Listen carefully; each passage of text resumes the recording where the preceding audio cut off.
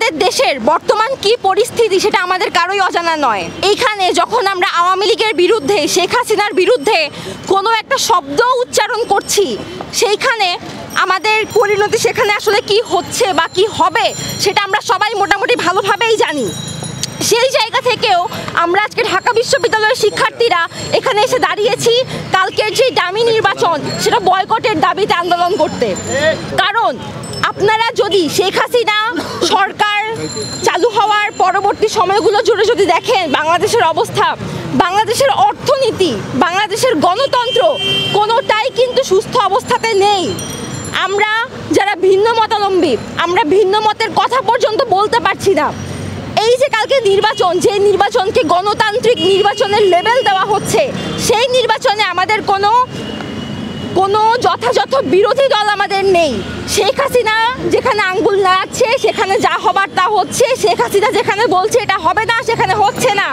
অর্থাৎ সম্পূর্ণ নির্বাচনটা শেখ হাসিনার আঙ্গুলের উপর হচ্ছে, আমার আপনার জনগণের কথায় হচ্ছে না। এবং যেই নির্বাচন জনগণের জন্য না, যেই নির্বাচনে জনগণের কোনো উৎসাহ নেই, কোনো উদ্দীপনা নেই, সেই নির্বাচন কোনো গণতান্ত্রিক নির্বাচন হতে পারে না।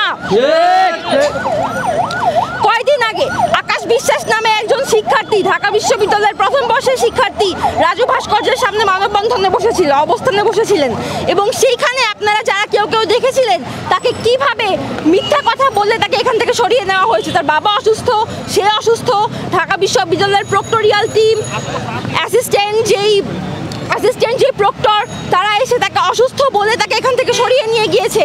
অর্থাৎ আপনি যদি এই নির্বাচন পছন্দ না করেন, এই সরকার পছন্দ না করেন, তার বিরুদ্ধে যে আপনি কথা বলবেন সেই স্বাধীনতাটুকু আপনার নেই। এরকম একটা জায়গায় আমরা আজকে নির্বাচনের জন্য প্রস্তুত হচ্ছি। আরে ভাই, আপনি যদি দেখেন যে অন্যান্য দেশের যে নির্বাচন, সেই নির্বাচন নিয়েও আমাদের দেশের মানুষের মধ্যে এর চেয়ে বেশি উৎসাহ বিরাজ করে, অথচ নিজের দেশের নির্বাচন নিয়ে আমাদের দেশের মানুষের কোনো উৎসাহ নেই। আমাদের রিক্সাওয়ালা, আমাদের সাধারণ শিক্ষার্থীরা, আমাদের বাজারে যারা বসে সেই বাজারের ক্রেতা বিক্রেতা, কারোর মধ্যে কোনো উৎসাহ নেই। সবার জন্য কালকে একটা সাধারণ ছুটির দিন।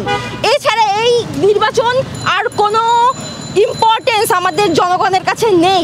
তাহলে আমরা কিভাবে বলছি যে এটা কোনো যথাযথ নির্বাচন হচ্ছে?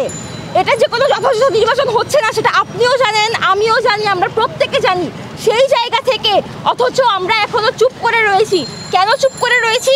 কারণ আমাদের মাথার উপরে ডিএসএ ঝুলছে, আমাদের মাথার উপরে অনেক নির্যাতনমূলক আইন ঝুলছে, ভয় দেখিয়ে আমাদেরকে বন্দি করে রাখা হয়েছে।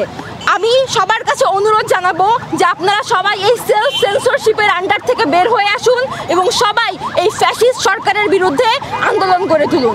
ধন্যবাদ। সত্য, বস্তুনিষ্ঠ ও নিরপেক্ষ দৈনিক জনবাণী।